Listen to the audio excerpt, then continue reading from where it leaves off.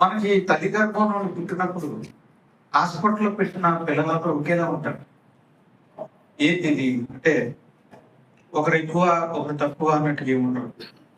ఏదో బరువులో తేడా, ఏదో రంగులో తేడా ఏమో కానీ పిల్లలందరూ కూడా ఒకే ఆకారంతో ఉంటారు.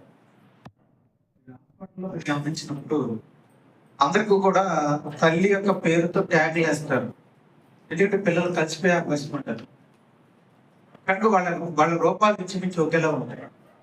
అంటే నేను ఏం చెప్తున్నానంటే దేవుడు అందరినీ సమానంగా పుట్టిస్తున్నాడు, సమానంగా నిర్మిస్తున్నాడు, సమానమైన స్థాయిలోనే దేవుడు ఉంచాడు.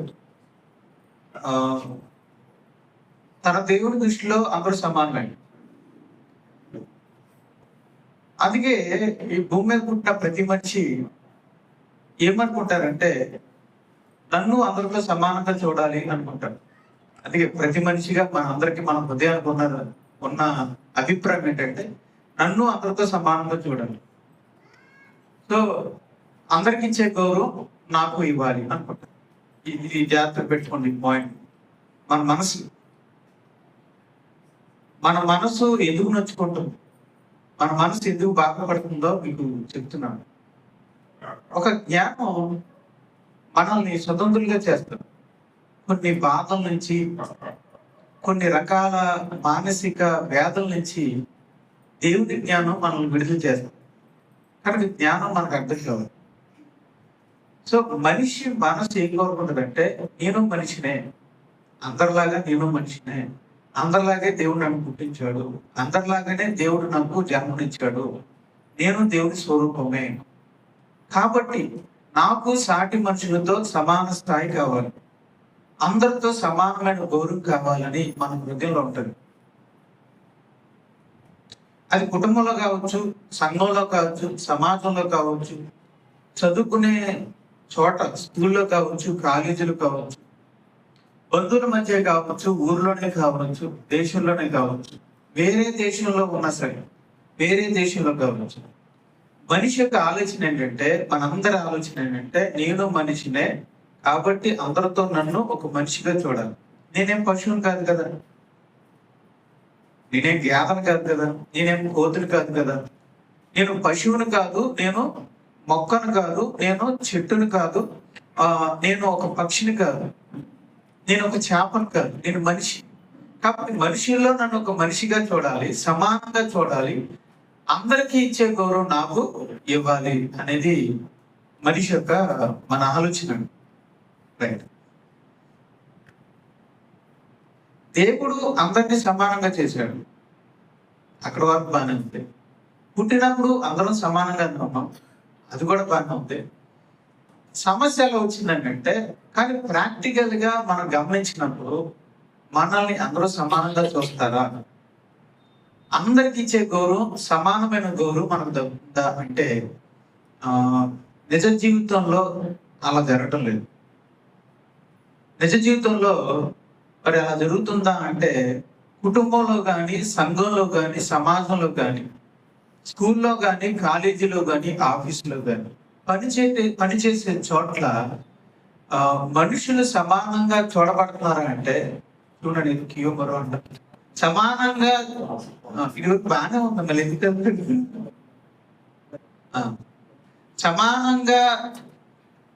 సమానముగా చూస్తున్నారా అంటే లేదు. ఏదో ఒక అసమానత అనేది కనిపిస్తుంది.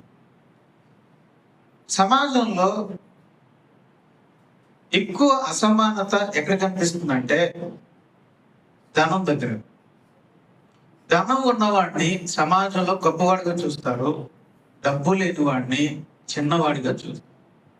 సమాజంలో ఎవరికి గౌరవం, ఎవరు గొప్పవాళ్ళు అని అంటే ఎవరి దగ్గర డబ్బు ఎక్కువ ఉంటే వాళ్ళు గొప్పవాళ్ళు, వాళ్ళు గౌరవింపదగిన వారు. ఈ సమాజంలో జరుగుతుంది. మరి అదే డబ్బు లేని వాళ్ళు, అది అంత ధనం లేని వాళ్ళు, పేదవాళ్ళు, వాళ్ళకి ఆ స్థాయి ఇవ్వబడటం లేదు. సాటి మనిషిగా కూడా చూడట్లేదు, సమానమైన స్థాయి కూడా ఇవ్వట్లేదు. సమానమైన గౌరవం కూడా ఈ సమాజం ఇవ్వట్లేదు. మరి పైగా వాడిని చిన్నగా చూస్తారు, గౌరవం ఇవ్వరు. ఉదాహరణకి రమేష్ అన్నారు అనుకోండి, బాగా డబ్బు ఉంటే రమేష్ గారండి అంటారు. అదే డబ్బు లేకపోతే పేదవాడు అనుకోండి, రమేష్ గాడు అంటారు. గారు కాస్త ఏమవుతాయి, గాడు అయిపోతాడు. అది సో అంటే ధనము ఉంటే గొప్పవాడిగా చూస్తారు, ధనం లేని వాడిని సమానంగా కూడా చూడరు, పైగా చిన్న చూపు చూస్తారు. ఇలాగా ధనాన్ని బట్టి అసమానత ఉంది. ధనాన్ని బట్టి అసమానత ఉంది. ఇంకెక్కడ ఉంది?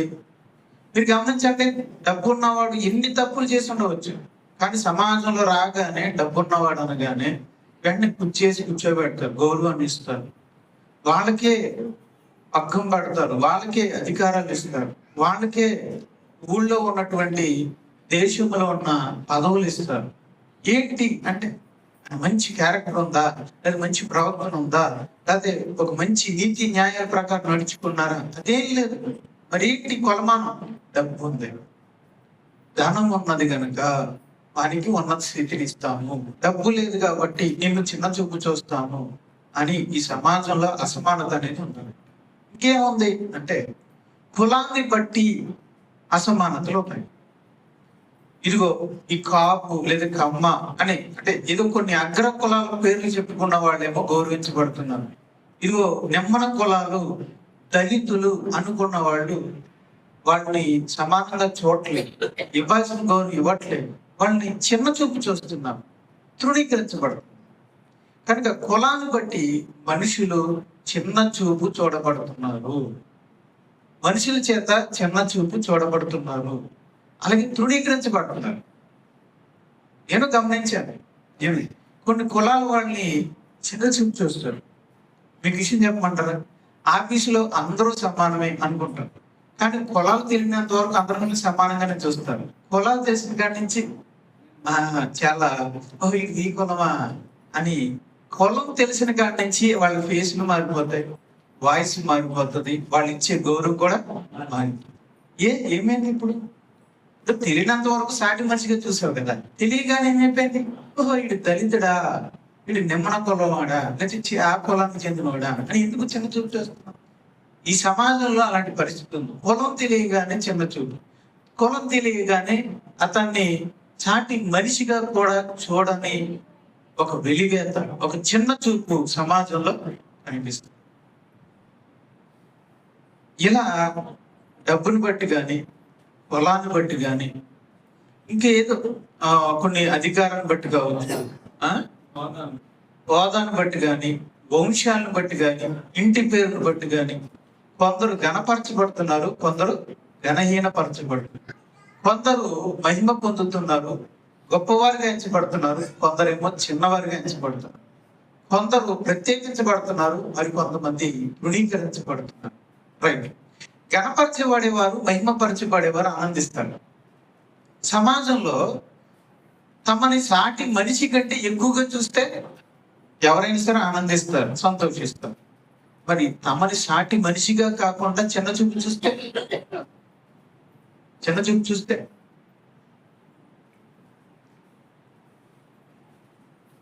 ఏమవుతుంది? వాళ్ళు ఎలా ఉంటారు? బాధపడతారు, ఫీల్ అవుతారు. అదేంటి, నేను మనిషినే కదా, ఏదో పలానా కులంలో పుట్టానో, లేదా నాకు డబ్బు లేదనో, లేదా నాకు ఉద్యోగం లేదనో, లేదంటే నాకు సరైన సంపాదన లేదనో, లేదా నాకు సరైన ఆస్తి లేదనో, ఈ కారణాలు చెప్పి నన్ను ఎందుకు చిన్న చూపు చూస్తున్నారు, నాకు ఇవ్వాల్సిన గౌరవం నాకు ఇవ్వట్లేదేంటి అని చాలా మంది బాధపడతారు. బహుశా మీరు కూడా చాలా మంది బాధపడి ఉంటారు. సమాజంలో కులం పేరున మిమ్మల్ని చిన్న చూపు చూసినప్పుడు, మీ కులాన్ని బట్టి మిమ్మల్ని చిన్న చూసినప్పుడు మీరు బాధపడే ఉంటారు ఇక్కడున్న వాళ్ళకు. అలాగే డబ్బును బట్టి మీ కుటుంబాల్లో మీరు గమనించండి. సో డబ్బు ఉన్నటువంటి కుటుంబాన్ని, అదే కుటుంబం, అదే కులం, కానీ డబ్బు ఉందని ఒకరిని గౌరవించారు, డబ్బు లేదని ఒకరిని చిన్న చూపు. ఇద్దరు అక్క చెల్లెలు ఉన్నారు, ఇద్దరు కుటుంబాలు, ఇద్దరు అక్క చెల్లెలే, ఒకే కడుపుని పుట్టారు, కానీ ఒకరు బాగా సంపాదించుకున్నారు, డబ్బు ఉంది, ఒకరికి బాగా సంపాదించిన డబ్బు లేదు. ఇప్పుడు ఆ కుటుంబంలో అక్క కుటుంబాన్ని గౌరవించి చెల్లి కుటుంబాన్ని చిన్న చూపు చూస్తే అక్కకేమో ఆనందంగా ఉంటుంది, చెల్లి కుటుంబానికి ఏమో చాలా బాధగా ఉంటుంది. అదే నేను ఒకే తల్లి కడుపు పుట్టాను కదా, మీ ఇద్దరం అక్క చెల్లిని కదా, మరి నన్ను ఎందుకు చిన్న చూపు చూస్తున్నారు?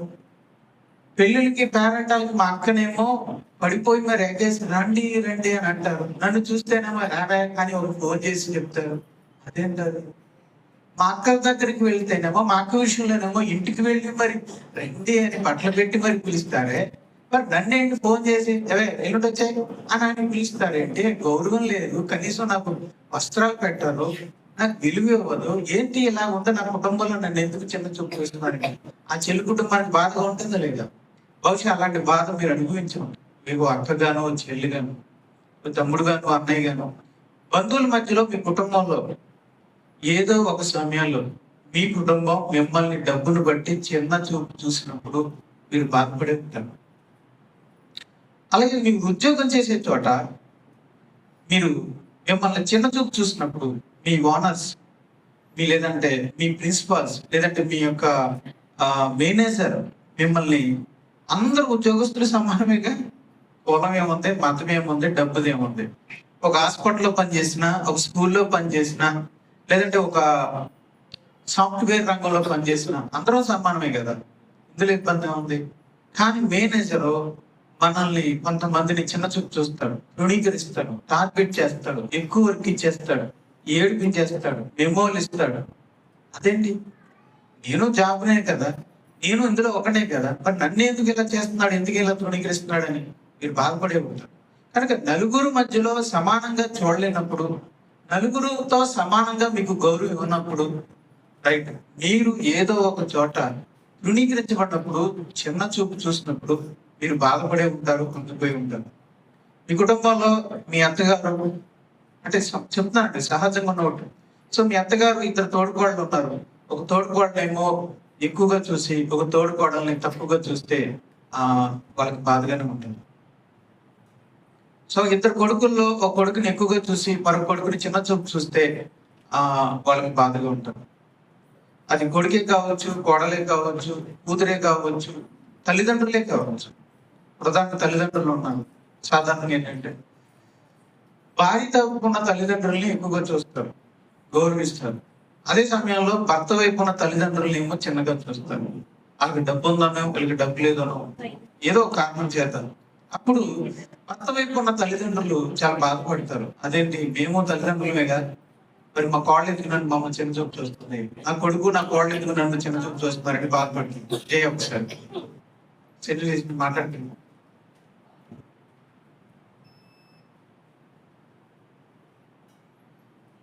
సో కోడలు నా కొడుకు ఎందుకంటే చిన్న చూపు చూస్తున్నారని తల్లిదండ్రులు అనుకోవచ్చు. సో అదే సమయంలో కూతురు వైపు ఉన్న తల్లిదండ్రులు కూడా పేదవాళ్ళు అనుకోండి, వాళ్ళు కూడా అలాగే ఫీల్ అవుతుంటారు. వాళ్ళ ఆ భర్త వైపు ఉన్న సో మా అల్లుడి గారి వైపు ఉన్న తల్లిదండ్రుల్ని గొప్పగా చూస్తున్నారు, మమ్మల్ని చిన్న చూపు చూస్తున్నారని బాధపడుతుంటారు అనమాట. సో ఇలాగా సమాజంలో అందరూ సమానమే కానీ సమానంగా ఎంచబడుతున్నారా, గౌరవించబడుతున్నారా అంటే అది లేదు. మనం ఏదో ఒక చోట మనల్ని చిన్న చూపు చూస్తాం, ఏదో ఒక చోట మనల్ని చిన్న చూపు చూస్తున్నాం, ఏదో ఒక చోట మనం తృణీకరించబడతాం. డబ్బుని బట్టి కావచ్చు, కులాన్ని బట్టి కావచ్చు, మరి ఏదో దాన్ని బట్టి కావచ్చు, మనం చిన్న చూపు చూడబడుతున్నాం, తృణీకరించబడుతున్నాం. రైట్, ఆ సమయంలో మనం చాలా బాధపడతాం. అది ఈరోజు మన అంశం అనమాట. అయితే ఏంటి, ఇప్పుడు మనల్ని చిన్న చూపు చూస్తే, మనల్ని తృణీకరిస్తే ఏంటి అన్యాయం, ఏంటి ఈ అసమానత, మనల్ని ఎందుకు చిన్న చూపు చూడాలని మనం బాధపడుతుంటాం. స్కూల్లో టీచర్ గారు ఉంటారు, అందరినీ సమానంగా చూడాలి, కానీ నిన్ను మాత్రం చిన్నగా చూస్తున్నారు, నిన్ను మాత్రం తక్కువ చేసి మాట్లాడుతున్నారు, నిన్ను మాత్రం ఎగతాళిగా చేసి మాట్లాడుతున్నారు. అప్పుడు స్టూడెంట్ కలిగే బాధ ఏంటంటే, వీళ్ళందరూ స్టూడెంట్సే, అందులో నేను ఒకడినే, నన్ను ఎందుకు టీచర్ గారు టార్గెట్ చేశారు, నన్నే ఎందుకు ఎగతాళి చేస్తారు, నన్నే ఎందుకు చిన్న చూపు చూస్తున్నారని ఒక స్టూడెంట్ బాధపడుతూ ఉంటాడు. ఇలా ప్రతి చోట దేవుని పిల్లలు కూడా, అది కుటుంబంలో కావచ్చు, కాలేజీలో కావచ్చు, స్కూల్లో కావచ్చు, ఆఫీస్లో కావచ్చు, పనిచేసే చోట కావచ్చు, లేదంటే బంధువుల మధ్య కావచ్చు, ఒక ఫంక్షన్లో కావచ్చు, ఏదో ఒక చోట దేవుని పిల్లలు కూడా అసమానతకు గురవుతున్నాము.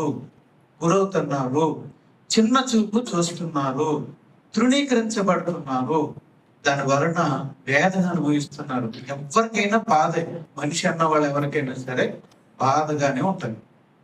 చాలా మంది ఆందోళన చెందుతున్నారు, చాలా మంది చింతిస్తున్నారు, ఏడుస్తున్నారు, చాలా మంది కృంగిపోతున్నారు. నేను ఎందుకు ఇంకా అని. కొంతమంది అయితే జీవితాలని చాలిస్తున్నారు. నన్ను ఇలా చిన్న చూపు చూస్తూ ఉంటే, ఇలా బ్రతికే కంటే చావడం బెటరు అనుకుని కొంతమంది ఆత్మహత్య చేసుకున్న వాళ్ళు కూడా ఉన్నారు.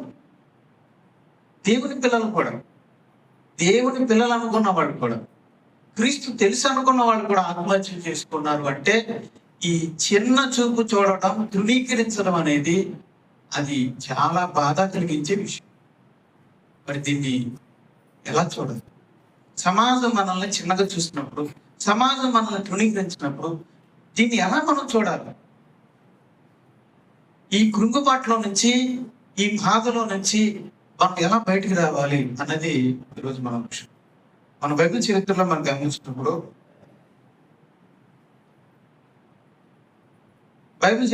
గమనించినప్పుడు, యాకోబు జీవిత చరిత్రలో యాకోబుకి వివాహం అయింది. యాకోబుకి మొదట ఎవరితో వివాహం అయింది? లేయతో వివాహం అయింది. ఆ తర్వాత రాహేలుతో వివాహం అయింది. కానీ రూపంలో యాకోబు ఎవరిని ప్రేమించాడు? రాహేల్ని ప్రేమించాడు. లేయ కంటే రాహేల్ని ఎక్కువగా ప్రేమించాడు. ఆ విషయాన్ని ఒకసారి చూద్దాం. రాహేలు లేయ కంటే అందమైంది. తర్వాత రాహేలు కళ్ళు అందంగా ఉంటాయి, లేయ కళ్ళు జబ్బు కలది. చూపుకి కొంచెం అందవిహీనంగా, జబ్బు కళ్ళతో కొంచెం అందవిహీనంగా ఉంటుంది. దాంతో మరి ఎందుకో మరి యాకోబు రాహేల్ని ఎక్కువగా ప్రేమించాడు, లేయ కంటే రాహేల్ని ఎక్కువగా ప్రేమించాడు. ఆదికాండము 29వ అధ్యాయము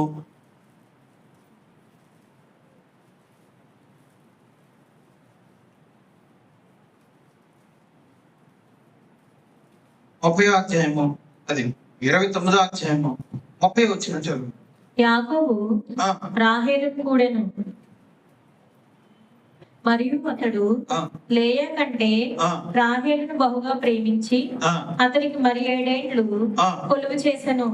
లేయ ద్వేషించబడుట యెహోవా చూచి ఆమె గర్భము తెరిచెను, రాహేలు గొడ్రాలై ఉండెను.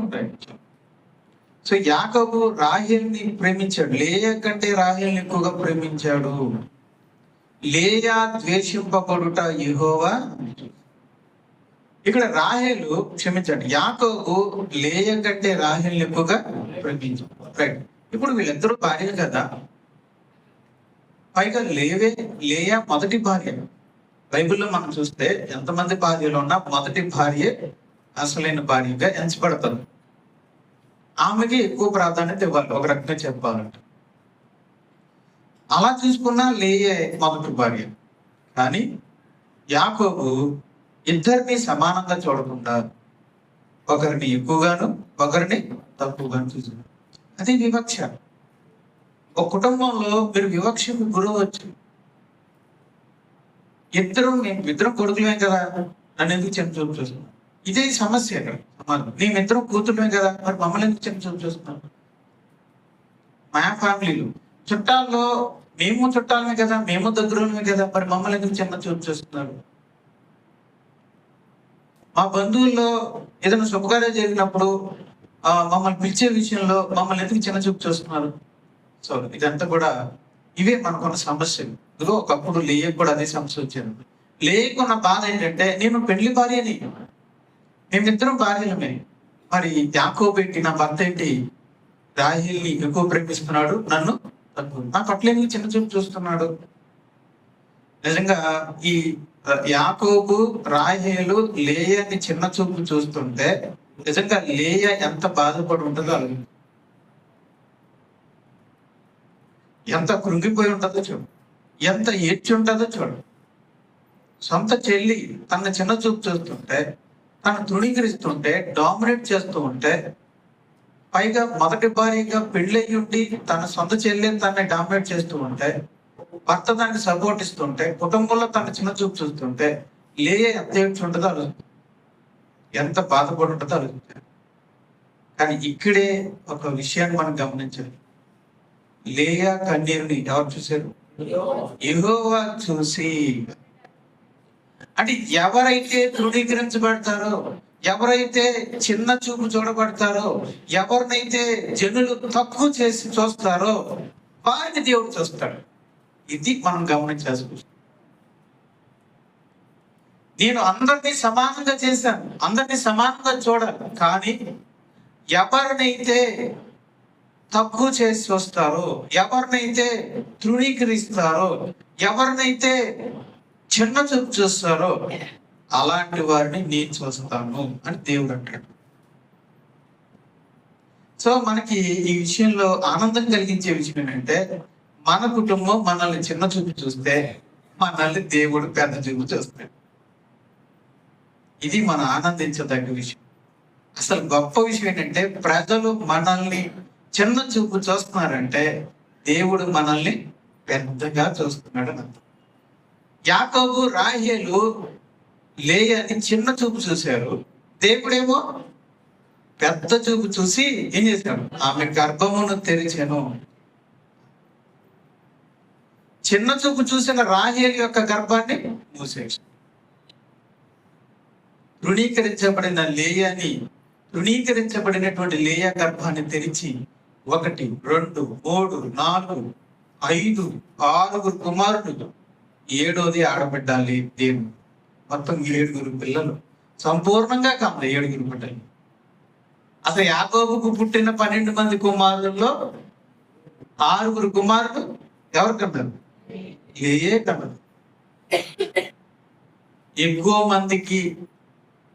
మంది పిల్లలకు జన్మనిచ్చే అవకాశం ఇచ్చారు. ఇప్పుడు చూడండి, కానాను దేశాన్ని 12 గోత్రాలు పంచుకున్నారు. ఇప్పుడు లేయా పిల్లలు ఎన్ని గోత్రాలు పంచుకున్నారు? ఎన్ని భాగాలు? 6 భాగాలు. అంటే సగం దేశం ఎవరిదే?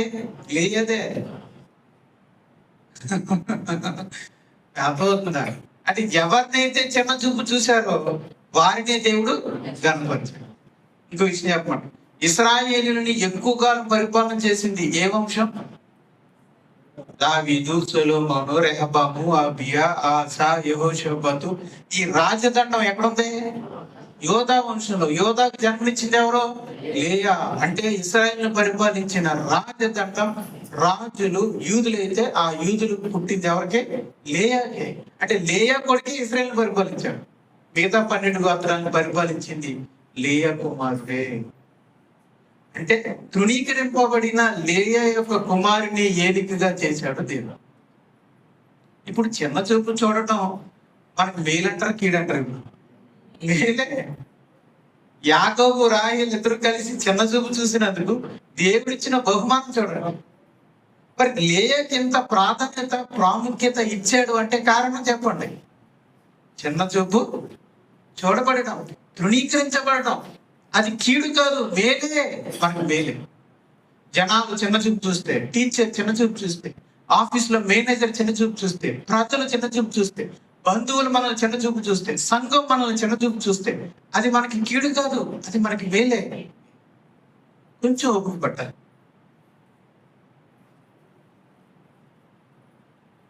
బైబిల్లో మరొక సందర్భం, సమూయేలు 2వ గ్రంథం, సమూయేలు మొదటి గ్రంథం, 1 సమూయేలు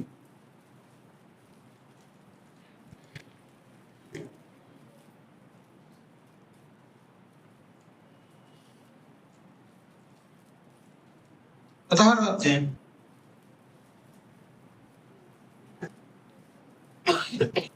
దేవుడు సమూయేలును పిలిచాడు, అయ్యా నేను సౌలుని రాజుగా తీసేస్తున్నాను, మరొక రాజుని ఎంచుకుంటున్నాను. అది యెషయా కుమారుడిలో ఒకటి నేను ఎంచుకోబోతున్నాను. కాబట్టి నువ్వు బెత్లెహేముకు వెళ్ళి యెషయా కుమారుడిలో నేను చెప్పిన వారిని రాజుగా అభిషేకించు అని. అప్పుడు సమూయేలు ఆ నూనె పుట్టి తీసుకొని బెత్లెహేముకు వెళ్ళాడు. బెత్లెహేముకు వెళ్ళి యెషయా కుమారుల్ని బలి అర్పించడానికి రమ్మన్నాడు. అక్కడికి వచ్చినప్పుడు ఆ కుమారుడు దేవుడు ఏర్పరచుకున్న వారి మీద నూనె పోసి అభిషేకించాలనేది సమూయేలు ఉద్దేశం. చూడండి 5వ వచనంలో అంటాడు, సమూయేలు ఏమన్నాడు, అతడు సమాధానముగానే వచ్చి మీరు శుద్ధులై నాతో కూడా బలికి రండని చెప్పి యెష్షయిని అతని కుమారులను శుద్ధి చేసి బలి అర్పించెను. సమూయేలు అన్నాడు, ఊరి పెద్ద యెష్షయి గారు, యోధా వంశానికి చెందినవాడు యెష్షయి, ఊరి పెద్ద, వంశానికి పెద్ద, గోత్రకర్త. సో గోత్రకర్త అయినటువంటి యెష్షయిని బోయేజు గారు మునిమనవాడే యెష్షయి. కనుక ఒక పేరు కలిగిన యెష్షయిని ఊరి పెద్దని పిలిపించి, అయ్యా నీవు నీ కుటుంబం అంతా రండి బలి అర్పిద్దాము అన్నాడు. విషయం చెప్పలా, నేను రాజుగా అభిషేకించడానికి వచ్చానని చెప్పలా, బలి అర్పించడానికి రండి అన్నాడు. అప్పుడు యెష్షయి గారు చక్కగా రెడీ అయిపోయి తన భార్యని పిల్లల్ని తీసుకుని వెళ్ళిపోయాక వాళ్ళని శుద్ధి చేశాడు. శుద్ధి చేసి కుటుంబ సమేతంగా బలి అర్పించాడు. చెప్పండి, కుటుంబ సమేతంగా బలి అర్పించాడు. యెష్షయి గారు ఎవరెవరు తీసుకెళ్ళాడు? తను, తన భార్య, తన కుమారుడు తీసుకెళ్ళాడు. కుటుంబం అంతా వెళ్ళారు కుటుంబం. రైట్. ఇప్పుడు ఏలీయాబుని చూశాడు. ఈ యెష్షయి గారి కుమారుని చూసినప్పుడు ఏలీయాబు పెద్ద కొడుకు ఏలీయాబు. సో ఏలీయాబుని చూసినప్పుడు ఆయన హైట్, ఆయన పర్సనాలిటీ, ఆయనకు ఉన్నటువంటి నైపుణ్యత ఇవన్నీ చూస్తే సమూయేలు గారు అనుకున్నాడంట, ఓహో దేవుడు రాజుగా ఎంపిక చేసి ఈ వ్యక్తి అని అనుకుంటా, హైట్ గిట్టు బాగా ఉన్నాడు, రాజుగా బాగా పనికొస్తున్నాడు, సూట్ అవుతున్నాడు అని అనుకున్నాడు. అప్పుడు దేవుడు అన్నాడంట, అయితే యెహోవా సమూయేలుతో ఇలా సెలవిచ్చెను, అతని రూపమును అతని ఎత్తును లక్ష్య పెట్టకము. మనుషులు లక్ష్య పెట్టు వాటిని యెహోవా లక్ష్య పెట్టడు. నేను అతని త్రోసివేసి ఉన్నాను. మనుషులు పై రూపము లక్ష్య పెట్టుదురు గాని యెహోవా హృదయమును లక్ష్య పెట్టును. అంతే అన్నాడు. అయ్యా మీరు ఎవరినైతే కనపరుస్తున్నారో అతను నాకు అనవసరం. మీకు పనికొచ్చే వ్యక్తి నాకు పనికిరాడు. మీకు గొప్పవాడని మీరు అనుకుంటున్నారు, కానీ నాకు ఎందుకు పనికిరాని వాడు, ఇది నాకు పనికిరాడు అని చెప్పి పక్కన పెట్టేశాడు. తర్వాత రెండో కుమారుడిని పిలిస్తే దేవుడు అతను కూడా యాక్సెప్ట్ చేయాలి. అలా 3వ కుమారుడు, 4వ కుమారుడు, 5వ కుమారుడు, 6వ కుమారుడు, 7వ కుమారుడు కూడా వచ్చాడు. దేవుడు అన్నాడు, ఇతను కాదు అన్నాడు. సో 7 కుమారులు వచ్చారు. 7 కుమారుల్ని దేవుడు కాదన్నాడు. అప్పుడు సమూయేలుకి అర్థం కాదు, ఇక్కడ ఉన్న కుమారులు అందరూ దేవుడు కాదన్నాడు ఏంటి అని డౌట్ వచ్చి యెష్షయి గారిని పిలిచి, నీకు ఇంకేమైనా కొడుకులు ఉన్నారా అన్నాడు. ఉన్నాడు ఒక కొడుడు, అక్కడెక్కడో గొర్రెల మంద కాస్తున్నాడు. చూడండి మాట ఉంది మనకి, నీ కుమారులందరూ ఇక్కడ ఉన్నారా? నీ కుమారులు 11వ వచ్చిన ఉన్నారా అని యెష్షయిని అడుగుతా. అతడు ఆఖరివాడు, కడసరివాడు ఉన్నాడు. అయితే వాడు గొర్రెలను కాయచున్నాడని చెప్పాను. మరి అంటే ఎందుకు పిల్లలా ఆఖరోడు అనే ఒక చిన్న చూపు. అంటే దావీదు పరిస్థితి ఏంటంటే ఆయన కుటుంబంలో గొర్రెలు కాసుకుంటే పుట్టాడు, చిన్నోడు, వీడు ఎందుకు పనికిరాడు, గొర్రెలు కాసుకోవడం తప్ప ఎందుకు పనికిరాడు అన్న ఆలోచనలు వాడు ఉన్నారు. అసలు ఒక పెద్ద ప్రవక్త వచ్చి కుటుంబాన్ని అంతా రండి బలి అర్పిద్దామని అన్నప్పుడు 7 కొడుకులు తీసుకెళ్లిన యెష్షయి గారు మరి ఆఖరి కొడుకుని ఎందుకు వదిలేశాడు? లేదా అనగా తండ్రికి అన్నాదమ్ములకి దావీదు అంటే ఒక చిన్న చూపు. అతనికి లెక్కలేదు, కుటుంబంలో ఒకటే లెక్కట్లేదు. ఏదో అటు చిన్నవాడు గొర్రెలు కాసుకుంటాడు, పోయి ఆడుకుంటాడు. అలానే చిన్నపిల్లడానికి కాదు, దావీదు యవనస్తుడే. ఒక యవనస్తుడు 16-17 ఏళ్ళ వయసు ఉంటారు.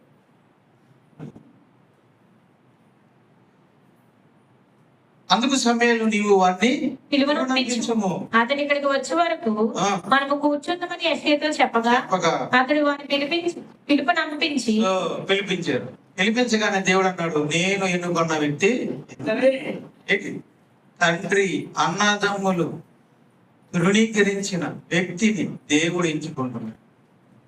ఏ కుటుంబం అయితే గొర్రెల కాపురిగా నియమించి చిన్నవాడు కడసరివాడని పక్కన పెట్టారు, వారినే దేవుడు ముందుకు తీసుకొచ్చాడు. ఇదిగో ఈతడే నేను ఎన్నుకున్న నా సేవకుడు, ఇతన్ని రాజుగా అభిషేకించు అనగానే సమూయేలు తన దగ్గరున్న ఆ యొక్క తైలపు బుడ్డిని తీసి దావీదు మీద పోసి దావీదుని పట్టాభిషేకం చేశాడు, రాజుగా అభిషేకం. సో తృణీకరించబడిన కడవరి వాడైన దావీదు తృణీకరించబడినవాడు, చిన్న చూపు చూడబడినవాడు, పక్కన పెట్టబడినవాడు. వాడు రాకపోయినా పర్లేదులే, మనం అందరం మందిరానికి వెళ్ళినా పర్వాలేదులే, మనం బలి అర్పిద్దాంలే అని తండ్రి, తల్లి, అన్నదమ్ములు అనుకున్నవాడు. దేవుడు కడపటిగా ఉన్నవాడిని మొదటగా తీసుకొచ్చి అతన్ని గణపరిచాడు రాజుగా. అందుకే దావీదు అంటాడు, గొర్రెల దొడ్డిలో ఉన్న నన్ను తీసుకొచ్చాడు. ఆ కీర్తనలో మాట ఉంటుంది, గొర్రెల దొడ్డిలో ఉన్నటువంటి దావీదుని సింహాసనం మీద దేవుడు కూర్చున్నాడు. అలాగే పెంట కుప్పల మీద ఉన్న వారిని లేవనెత్తువాడు తీసుకువచ్చి రాజధాని సింహాసనం మీద కూర్చోబెట్టి గణపరిచింది. పెంట కుప్పల మీద దగ్గర తృణీకరించబడి చిన్నవాడు అనుకున్నవాడు దేవుడు లేవనెత్తాడు. కనుక దావీదు జీవితాన్ని మనం గమనించినప్పుడు దావీదు కూడా ఒకప్పుడు సొంత ఇంటిలోనే చిన్న చూపు చూడబడినవాడే, తృణీకరించబడినవాడే, తప్పు చేసి చూడబడినవాడే. కానీ ఎవరినైతే చిన్న చూపు చూశారో వారినే దేవుడు గణపరిచాడు. తెలివైనవాడండి, వీడి కంట్లో ఉన్నవాడండి, వీడి బలం ఉన్నవాడండి అని ఒక కొడుకుని ఎక్కువగా చూసి, వీడి తెలివి తక్కువాడండి, వీడు ఎందుకు పనికిరాడండి అని ఎవరినైతే మనం తక్కువ చూస్తామో ఆడే గణపరచబడతాం, వాడే గొప్ప. ఇప్పుడు దేవుడు ఎవరి పక్షాన్ని ఉన్నాడు? మనుషులు లక్ష్యం పెట్టే కుమారుడి పక్షాన్ని ఉన్నాడా? కడవరి వాడని పక్కన పెట్టిన దావీదు పక్షాన్ని దేవుడు ఉన్నాడు. అమ్మా, అంతం కలది, రూపం కలదని ఎక్కువగా ప్రేమించిన రాహేలు వైపు ఉన్నాడా? జబ్బు కలదని తృణీకరించిన లేయ వైపు దేవుడు ఉన్నాడా? దీన్ని బట్టి చెప్పండి, దేవుడు ఎవరి పక్షాన్ని ఉంటాడు? అమ్మా, గణపరచబడే వారి పక్షాన్ని ఉంటాడా? తృణీకరించబడే వారి పక్షాన్ని ఉంటాడా? తృణీకరింపబడిన వారి పక్షాన్ని దేవుడు ఉంటాడు. ఇప్పుడు దీన్ని బట్టి చెప్పండి, సమాజం మనం చిన్న చూపు చూస్తే అది మనకి కీడా మేలు అంటే అది మనకి శాపమా ఆశీర్వాదకరమా? ఆశీర్వాదకరమే. కాబట్టి దిగులు పడద్దు, భయపడవద్దు, కృంగవద్దు అని దేవుడు చెప్తున్నాడు. నేను నీ పక్షాన ఉన్నాను. జనాలందరూ నిన్ను ద్వేషించినా నేను నిన్ను ప్రేమిస్తాను. జనాలందరూ నిన్ను చిన్న చూపు చూసినా నేను మాత్రం పెద్ద చూపు చూస్తున్నాను. జనాలందరూ నిన్ను తక్కువ చేసి చూడొచ్చు, కానీ నేను ఎక్కువగానే చూసుకుంటున్నాను అంటాడు దేవుడు. మీరు మనిషి వైపు చూస్తే దిగులు పడతాం, దేవుని వైపు చూస్తే మనల్ని పెద్దగా చూసే దేవుని దృష్టిని బట్టి మనం ఆనందిస్తాం.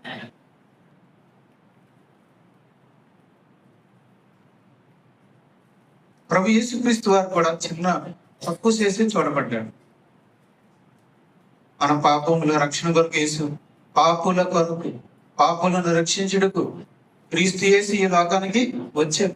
నశించిన దాన్ని వెదకి రక్షించుటకు మనిషి కుమారుడు ఈ లోకానికి వచ్చాడు. అలా వస్తే ఇది దేవునితో సమానముగా ఉండుట విడిచిపెట్టకూడని భాగ్యమని ఎంచుకొనక మనిషిని పోలికగా పుట్టి తన్ను తాను తగ్గించుకుని యేసుప్రభు వస్తే, అలా వచ్చిన మహానుభావుడిని, దేవుని స్వరూపిని, దేవునితో సమానమైన దేవుణ్ణి ఈ శాస్త్రులు, పరిచయులు, యూదులు తృణీకరించారు, చిన్న చూపు చూశారు, తక్కువ చేశారు. ఎలా తక్కువ చేశారు చూడండి. యోహాను సువార్త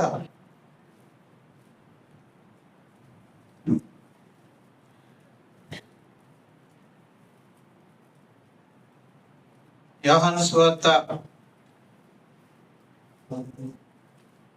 సువార్త 8వ అధ్యాయము 48వ వచనంలో, అందుకు యూదులు నీవు సమరయుడువు, దెయ్యము పట్టినవాడవు అని మేము చెప్పు మాట సరే కదా అని ఆయనతో చెప్పగా, యేసు నేను దయ్యం పట్టిన వాడను కాను, నా తండ్రిని కనపరిచేవాడను. మీరు నన్ను అవమానపరుచున్నారు, నేను నా మహిమను వెతకట్లేదు. మీరు నన్ను అవమానపరు ఏమని? సో ఆనాటి యూదుల కోసం, మొదట యూదులకును ఇశ్రాయేలు కొరకును ప్రపంచ మానవుల కొరకును యేసుప్రభు వస్తే, యేసుప్రభు అంతటి వాడిని సమాజం ఎలా చూసిందంట? చిన్న చూపు చూసి, నువ్వు సమరయుడివి అంట. సమరయుడు అంటే ఆ రోజుల్లో ఏంటంటే, యూదుడు సమరయుడితో కలిసి కూర్చోడు. యూదుడు సమరయుడు నీళ్ళిస్తే తాగడు. యూదుడు సమరయుడి యొక్క షాప్ లోకి వెళ్ళి భోంచేయడు, లేదా ఇంట్లోకి వెళ్ళి భోంచేయడు, ఫంక్షన్కి వెళ్ళడు, సమరయుడితో తినడం తాగడం, వాడితో కలిసి కూర్చోడు. అంటే అర్థం ఏంటి? వెలివేయబడిన వారు సమరయులు అంటే. చాలా మంది నన్ను కులం తక్కువ అని చూస్తున్నారంటే క్లాసులో, కాలేజీలో, నా ఆఫీసులో, నా ఉద్యోగంలో, మా బంధువుల మధ్యలో. అది ఇంటర్ కాస్ట్ మ్యారేజ్ అండి, కానీ ఏంటోనండి మా ఆయన వరకు పని చూస్తారండి, నన్ను మాత్రం చిన్న చూపు చూస్తారండి. ఏంటంటే అంటే కులం తక్కువ దాన్ని అండి. మా బంధువుల మధ్యలో అందరినీ మాట చేస్తారు, అల్లుడిగా నన్నే చిన్న చూపు చూస్తారు, ఎందుకంటే వాళ్ళకి వేరే క్యాస్ట్ అని. ఇలాంటి సిచ్యువేషన్స్ ఏమన్నా కులాన్ని బట్టి ఈ కుటుంబంలో కానీ, సమాజంలో కానీ, సంఘంలో కానీ, మరి ఆఫీసులో కానీ మీరు తక్కువ చేయబడితే, తృణీకరించబడితే, యేసు ప్రభు మీకంటే ముందుగా అలాగే తృణీకరించబడ్డాడు. అరే నువ్వు కులం తక్కువ వాడివి, నువ్వు సమరయుడివి, నీతో కలిసి మేము భోజనం చేయం, నీతో కలిసి మేము కూర్చోము అని వెలివేసినట్టుగా యేసు ప్రభుని తృణీకరించారు, తక్కువ చేసి మాట్లాడారు. యేసు ప్రభు అన్నాడు స్వయంగా, అరే నేను దేవుని గనపరిచి, నా తండ్రిని గనపరిచి వాడిని మీరు నన్ను అవమానపరచు. యూదులు యేసు ప్రభుని చిన్న చూపు చూశారు, తృణీకరించారు, తక్కువ చేసి మాట్లాడారు. సో మనం ఎవరైనా సరే బాధపడినప్పుడు మనకంటే ముందుగా యేసు ప్రభు కూడా చిన్న చూపు చూడబడ్డాడు, తక్కువ చేసి చూడబడ్డాడు, మన వలె తృణీకరించబడ్డాడు అన్న విషయం మనం గుర్తు చేసుకోవాలి. నేనే కాదు, దేవునితో సమానమైన దైవ స్వరూపుడైన దేవుని కుమారుడు కూడా ఈ సమాజంలో తృణీకరించబడ్డాడు అన్న సత్యం మనం తెలుసుకోవాలి. నేనే కాదు, నా ప్రభు కూడా తృణీకరించబడ్డాడు. చూడండి, యెషయా గ్రంథం 53వ అధ్యాయం 3వ వచనం. యేసు ప్రభు గురించి రాయబడిన మాటలు, అతడు తృణీకరింపబడిన వాడు ఆయన. అంటే ఏంటి? మనుషులు యేసు ప్రభుని తృణీకరించారు, చిన్న చూపు చూశారు. మనుషుల వలన విసర్జింపబడిన వాడును, మనుషుల వలన విసర్జించబడినారంటే మనుషులందరూ వదిలేశారు. మీరు అంటారు కదా, మా కుటుంబంలో పక్కనెట్టేశారండి, నన్ను చిన్న చూపు చూశారండి, నన్ను ఫంక్షన్కి పిలవట్లేదండి, నేనంటే లెక్కలేదండి. మీరు అంటారు సరే, ప్రభు కూడా అలాగే అయ్యాడు. మనకంటే ముందుగా యూదులు యేసు ప్రభుని తమ యూదుల్లో ఒకటిగా అనుకోవట్లేదంట. ఆయన నజరేయుడు, నజరేతు వాడు, ఆ గలిలయుడు అని యేసు ప్రభుని తృణీకరించారంట, విసర్జించారంట. వ్యసనాక్రాంతుడు గాను, వ్యాధిని అనుభవించేవాడు గాను, మనుషులు చూడనల్లని వాడు గాను ఉండెను. అతడు తృణీకరింపబడిన వాడు గనుక మనము అతనిని యేసు ప్రభు తృణీకరించబడ్డాడు. నేను తృణీకరించబడుతున్నానండి అని ఏ విశ్వాసైనా అనుకుంటే మనకంటే ముందుగా మన ప్రభు సమాజంలో తృణీకరించబడ్డాడు. తానున్న సమాజంలో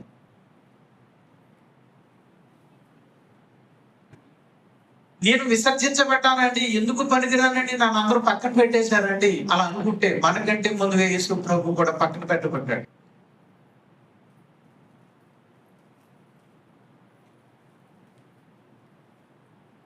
మేమంటే ఎన్నిక లేదండి, మేమంటే లెక్క లేదండి అని ఒకవేళ మీరు అనుకుంటే మీకంటే ముందుగా, మనకంటే ముందుగా యేసు ప్రభువును కూడా ఎన్నిక చేయలేదు, యేసు ప్రభువును లెక్క చేయలేదు.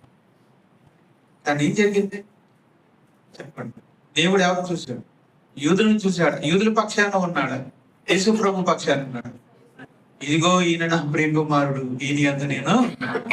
ఎవరినైతే తృణీకరించారో, ఎవరినైతే చిన్న చూపు చూశారో, ఎవరినైతే విసర్జించారో, ఎవరినైతే లెక్క చేయకుండా, ఎన్నిక చేయకుండా పక్కన పెట్టారో, సిలువ వేసి చంపి సమాధి చేసి ఊరి బయటికి తోసేశారో,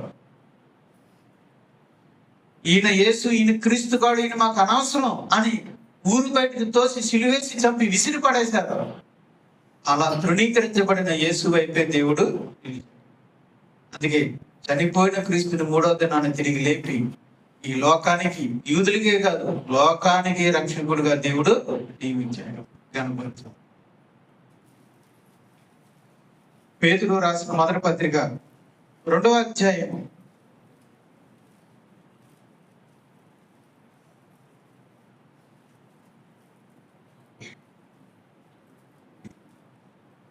2 కాదు.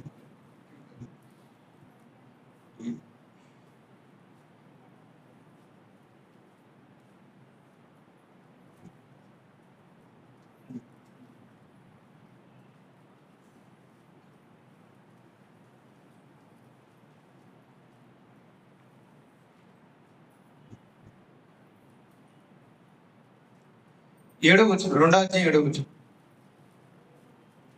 విశ్వసించుచున్న మీకు ఆ, ఆయన అమూల్యమైన వాడు.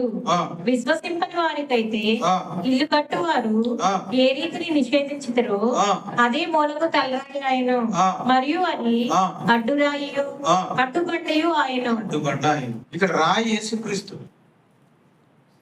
రాయి యేసు.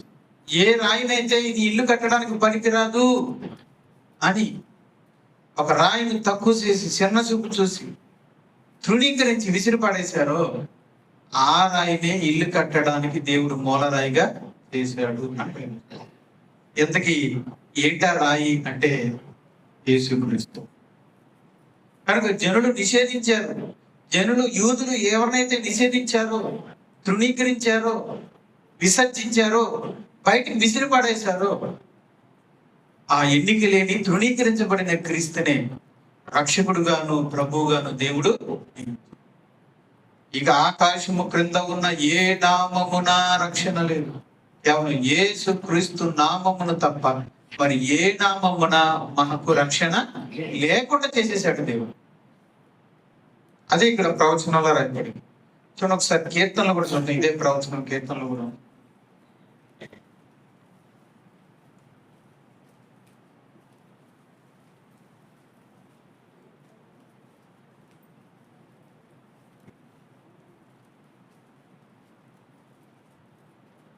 నూట 18:22.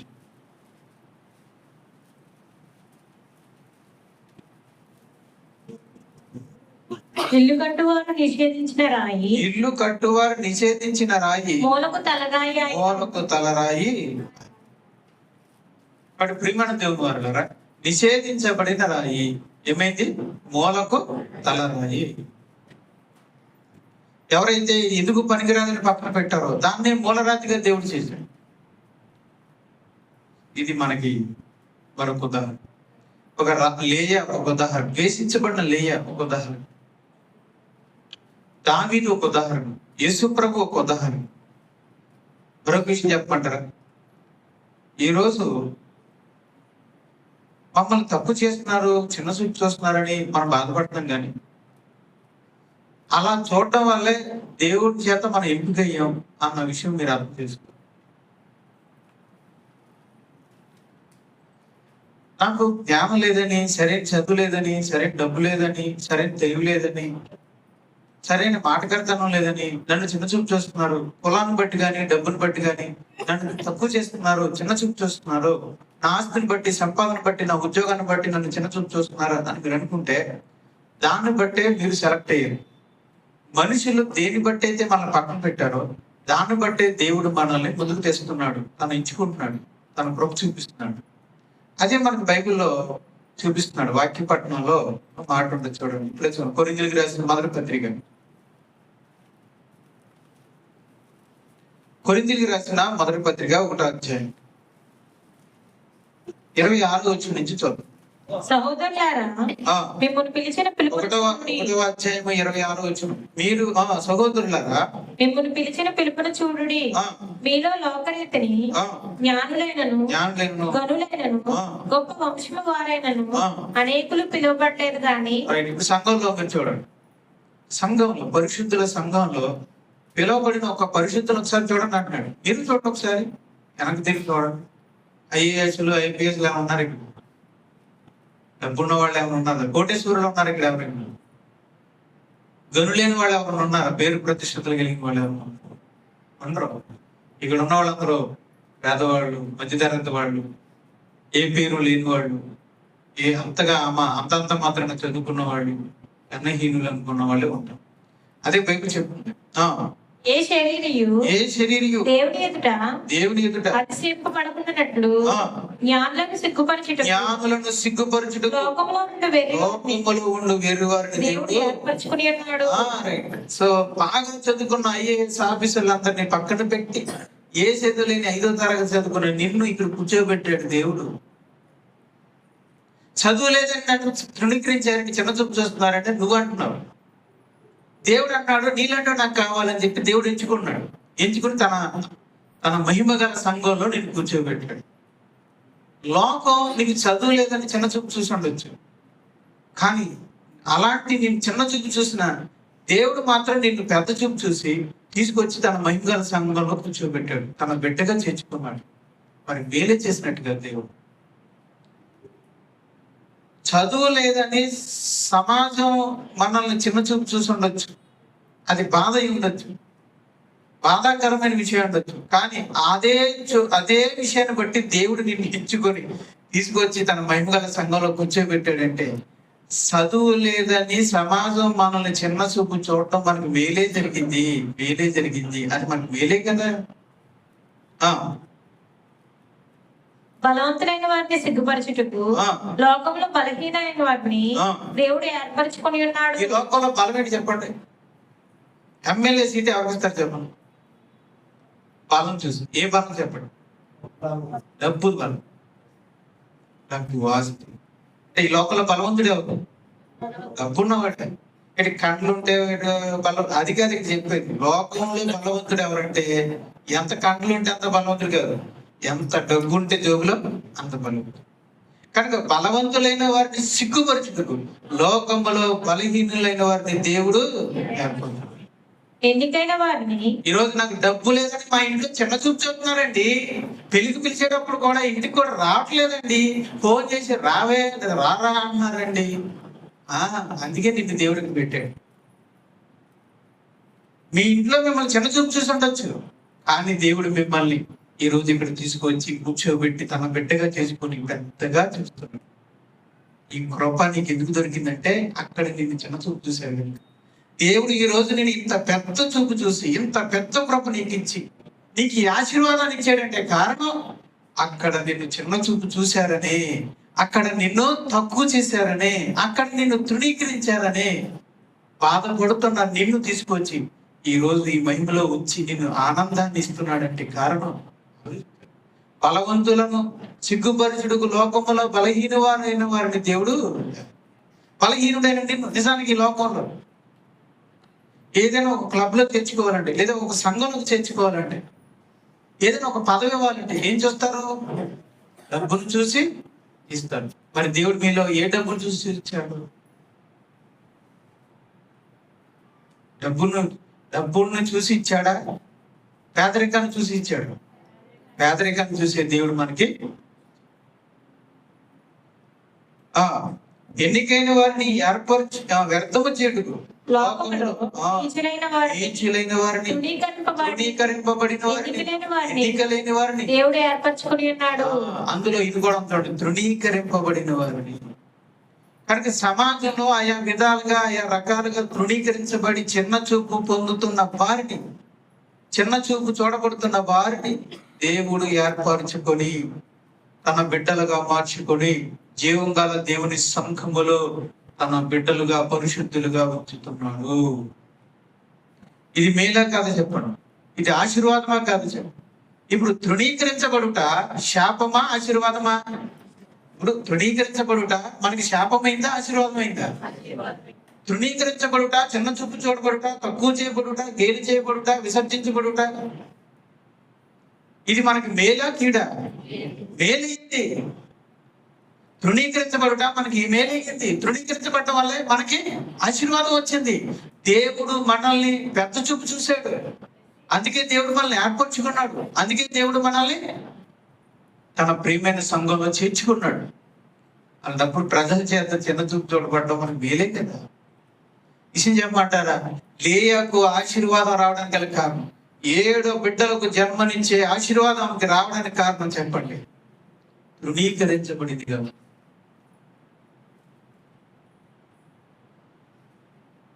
ఇశ్రాయేలుకు రాజే ఇశ్రాయేలును పరిపాలించే ఆ భాగ్యము దావీదుకి ఇవ్వబడిందంటే కారణం ఏం చెప్పండి? తృణీకరించబడ్డాడు దేవుడు. ప్రపంచానికి రక్షకుడై, చక్రవర్తి, ప్రపంచానికి లోకరక్షకుడిగా, లోకానికి దిక్కయ్యాడంటే యేసు ప్రభు. కారణం ఏంటి? మనుషుల చేత ఆయన తృణీకరించబడ్డాడు. ఈరోజు దీవెన సంఘంలో స్థానం పొందిన క్రైస్తవుడుగా ఉన్న నీవు, రక్షించబడినటువంటి నీవు ఈరోజు జీవగల దేవుని సంఘంలో ఉన్నావంటే కారణం చెప్పండి. దేవుని సంఘములో ఉన్న పరిశుద్ధులందరూ ఏదో ఒక కారణం చేత లోకంలో తృణీకరించబడినవారు. కాబట్టి తృణీకరించబడినప్పుడు, సమాజం మనం చిన్నచూపు చూసినప్పుడు, మనం తక్కువ చేసి మాట్లాడినప్పుడు మనం బాధపడాలా, సంతోషించాలా? చెప్పండి. నిజానికి అయితే మనకేమవుతుంది? బాధే. నన్ను ఎందుకు చిన్న చూపు చూడాలి, నాకు రావాల్సిన గౌరవం నాకు ఎందుకు ఇవ్వలేదు, ఇదే మనకు బాధ. ఇదే తోచేస్తుంది. బాధ వచ్చేస్తుంది, ఏడుపు వచ్చేస్తుంది. సంఘంలో నాకు ఇవ్వాల్సిన గౌరవం, సంఘంలో అందరూ సంఘ సభ్యులే కదా, మరి అందరికి ఇవ్వాల్సిన గౌరవం నాకు ఎందుకు ఇవ్వట్లేదు అనే మాట మిమ్మల్ని తొలిచేస్తాం. కుటుంబంలో అందరూ కుటుంబ సభ్యులే కదా, నేను కుటుంబ సభ్యుడే కదా, నేను చుట్టాలనే కదా, నేను దగ్గర బంధువునే కదా, మరి నన్ను సమానంగా చూడాలి కదా, మరి నన్ను ఎందుకు తక్కువ చేసి చూస్తున్నారు అనేది బాధ కలిగిస్తారు, తొలిపించేస్తా ఉంటారు. అందరూ ఉద్యోగస్తులమే కదా, మరి ఆఫీసులో నన్ను ఎందుకు చిన్న చూపు చేస్తున్నారు అనే బాధ తొలిపించేస్తాం. అందరూ స్టూడెంట్సే కదా, మరి స్కూల్లో నన్ను ఎందుకు తక్కువ చూస్తున్నారు, కాలేజీలో నన్ను ఎందుకు తక్కువ చూస్తున్నారు అనేది తొలిపేస్తా ఉంటాం. అందరము పనికి వెళ్ళే వాళ్ళమే, అందరము పని వాళ్ళమే, మరి నన్ను ఎందుకు చిన్న చూపు చేస్తున్నారు అని బాధ కలిగించారు. కానీ బాధ కలిగింది, కన్నీరు కారుస్తాం, నొచ్చుకుంటాం, బాధపడతాం. కానీ ఈరోజు ఈ వాక్యాన్ని విన్న తర్వాత మనం ఆదరించబడరు. బాధపడుతూ కూర్చోకూడదు, కన్నీరు కారుస్తూ కూర్చోకూడదు, నిరాశ పడిపోకూడదు, కృంగిపోకూడదు. కొంతసేపు బాధపడి వదిలేయాలి, కన్నీరు కార్చి ఆ కళ్ళతోనే మన బాధ అంతా వదిలేసేయాలి. విడుదల పొందాలి ఈరోజు మనం. ఎందుకంటే తృణీకరించబడిన వారిని దేవుడు ఏర్పరచుకుంటాడు, చిన్న చూపు చూసిన వారిని దేవుడు పెద్ద చూపు చూస్తాడు, విసర్జించబడిన వారిని దేవుడు ఏర్పరచుకుంటాడు. ఈ విషయాలన్నింటినీ మనం గమనించినట్లయితే మన బాధ నుంచి మనం విడుదల. ఇంకా బాధపడద్దు. చదువు తక్కువగా ఉందని, డబ్బు తక్కువగా ఉందని, లేదంటే ఆస్తి తక్కువగా ఉందని, సంపాదన తక్కువగా ఉందని, చిన్న ఉద్యోగం అని, ప్రైవేట్ ఉద్యోగం అని, లేదంటే భర్త లేడని, లేదా భార్య లేనివాడని, తల్లిదండ్రులు లేనివాడని, లేకపోతే తల్లిదండ్రులు లేని అనాథలని,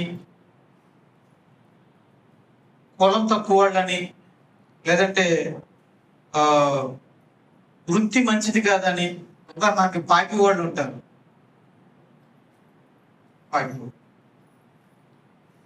లేదంటే చెత్త తీసుకెళ్తారు మున్సిపాలిటీ వాళ్ళు, ఆ వృత్తిని బట్టి వాళ్ళు చిన్న చూపు. ప్రేమైన దేవుని వారు, వృత్తిని బట్టి కానీ ఒకవేళ మీరు సమాజంలో చిన్న చూపు చూడబడితే బాధపడద్దని దేవుని యొక్క వాక్యాన్ని బట్టి. తృణీకరించబడిన వాడిని, చిన్న చూపు చూసేవారిని దేవుడు పెద్ద చూపు చూస్తున్నాడు. కనుక దేవుడు ఉన్నాడు, దేవుడు చూస్తున్నాడు, తృణీకరించబడిన నిన్ను ఏర్పరచుకుంటున్నాడు, దేవుడు నీకు మేలు చేస్తాడు, దేవుడు నిన్ను ఆశీర్వదిస్తున్నాడు. కాబట్టి దేవుని బట్టి మనం ఆదరించబడాలి తప్ప బాధపడకూడదు, కృంగిపోకూడదు. ఎంత చెప్పిన తర్వాత కూడా మీరు ఇంటికి వెళ్ళి మా అత్తయ్య గారు నన్ను ఎందుకు చిన్న చూస్తున్నారు అని మీరు దిగులు పడితే దానికి దేవుడి వాక్యం కూడా ఏం చేయదు. ఇంకా బాధపడితే అలా మా ఆఫీసులో నన్ను ఎందుకు చిన్న చూపుతుంది, ఈ బైబిల్ చెప్పేదే అది. అయ్యా దేవుని చేత ఎన్నుకోబడిన వాడు సమాజంలో ఏమవుతాడు చెప్పాలి? తృణీకరించబడతాడు. లాజిక్ మీకు అర్థం కావట్లేదా? దేవుని చేతిలో ఏర్పరచబడిన వాడు లోకం చేతిలో తృణీకరించబడతాడు. దేవుని చేతిలో పెద్దగా చూడబడిన వాడు లోకం దృష్టిలో చిన్న చూపు చూపుతాడు. మళ్ళీ ఇంటికి వెళ్ళి మా చుట్ట ఇంటికి అని ఏడవకండి, ఇంకా ఏడవకండి అమ్మా, ఏడవకూడదు. ఇంకా చిన్న చూపే చూస్తారు. చూడండి, మన కాలేజీలో మనం చిన్న చూపు చూడండి, మన ఉద్యోగస్తులు మన చిన్న చూపు చూడండి, మన చుట్టాలు మన చిన్న చూపు చూడండి. దేవుడు మనల్ని పెద్ద చూపుతో చూస్తున్నాడుగా.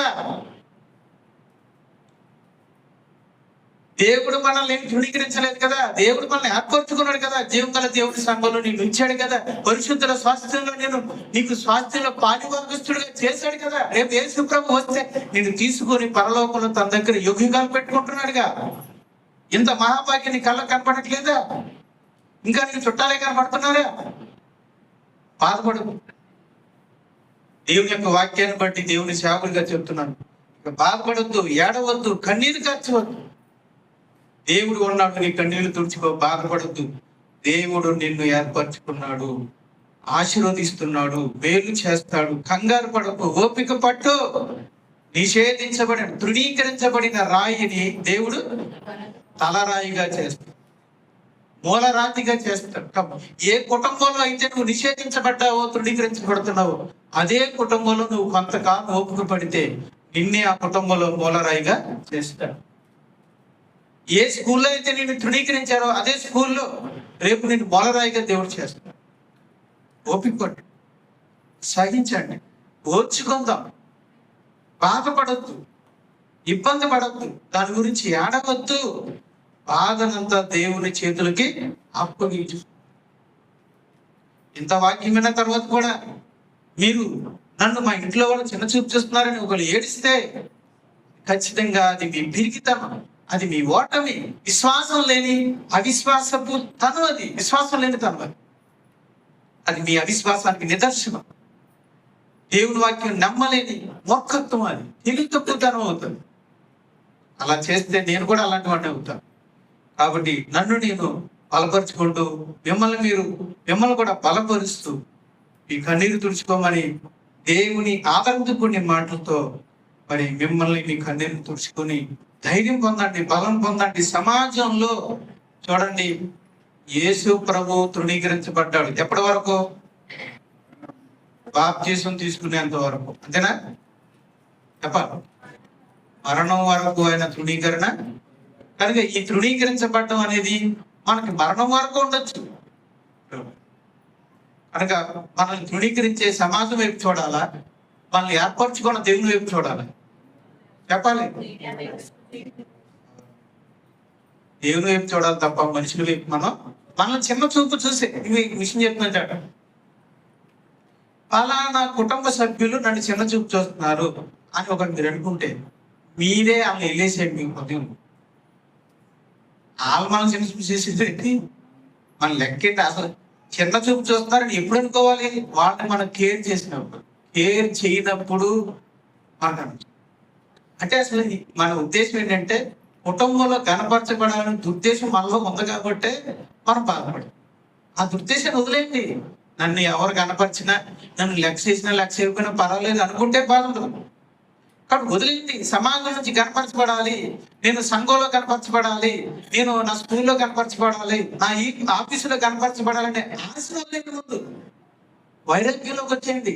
వైరాగ్యం కావాలి. ఇక్కడ వైరాగ్యం కావాలి. నాకు ఆశ లేదు. నా కుటుంబంలో నన్ను కనపరచకపోయిన పర్లా, నా స్కూల్లో నన్ను కనపరచకపోయిన పర్లా, నా కాలేజీలో నన్ను కనపరచకపోయిన పర్లా, మా ఆఫీసులో నన్ను కనపరచకపోయినా పర్లా, నా బంధువుల మధ్య నన్ను కనపరచకపోయిన పర్లా, దేవుడు నన్ను కనపరిస్తే చాలు అనే మనస్తత్వంలోకి మనం వచ్చాయి. చివరిగా మాట చెప్పి ముగిస్తున్నాను. ఈ మాట హెచ్చరికతో కూడిన మాట. రాహేలు లేయాని ద్వేషించి తృణీకరించడం వల్ల దేవుని ఆత్మ ఎవరి నుండి ఎవరికి వెళ్ళిపోయింది? రాహేలు దగ్గర నుండి. జాగ్రత్త, ఎవరినైనా మీరు ద్వేషించి చిన్న చూపు చూసారా, మీ దగ్గర ఉన్న దేవుని ఆత్మ దగ్గరికి వెళ్ళిపోయింది. సౌలు దావీదుని ఏం చేశాడు? తృణీకరించాడు. దేవుని ఆత్మ ఎవరి నుంచి ఎవరికి వెళ్ళిపోయింది? సౌలు నుంచి. ఇశ్రాయేలులో ప్రధాన యాజకుడు యేసు ప్రభుని ద్వేషించాడు, తృణీకరించాడు. దేవుని ఆత్మ ఎవరి నుంచి ఎవరికి వెళ్ళిపోయింది? ప్రధాన యాజకుడి దగ్గర నుంచి యేసు ప్రభు దగ్గరికి వెళ్ళిపోయింది. అసలు దేవుని ఆత్మ ఎవరి దగ్గర ఉంటుంది?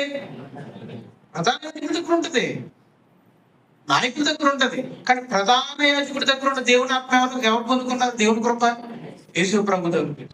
ఇది చెప్పేదంటే జాగ్రత్త, అంటే చిన్న చూపు మనం పొందితే మనకు ఆశీర్వాదం, సమా మీరు కానీ ఎవరినైనా చిన్న చూపు చూసారా? మీ ఇంట్లో మీ అత్తగారిని కావచ్చు, మీ తోడుగోళ్ళని కావచ్చు, భర్తనే కావచ్చు, కుటుంబ సభ్యులనే కావచ్చు, ఇతర సంఘస్థుల్ని కావచ్చు, సంఘంలో ఉన్న వాళ్ళని కావచ్చు. ఇలా చెప్పినట్టు వాళ్ళ వృత్తిని బట్టి కానీ, కులాన్ని బట్టి కానీ, పాకి వాళ్ళని కానీ, లేదంటే వాళ్ళ మున్సిపాలిటీ వాళ్ళని కానీ, వాళ్ళ ఉద్యోగాన్ని బట్టి కానీ, బంధువులను బట్టి కానీ మీరు కానీ ఎవరినైనా చిన్న చూపు చూస్తే మన దగ్గర ఉండవలసిన దేవుని ఆశీర్వాదం వాళ్ళ దగ్గరికి వెళ్ళిపోతాడు. మన దగ్గర ఉండవలసిన దేవుని ఆత్మ వాళ్ళ దగ్గరికి వెళ్ళిపోతాడు.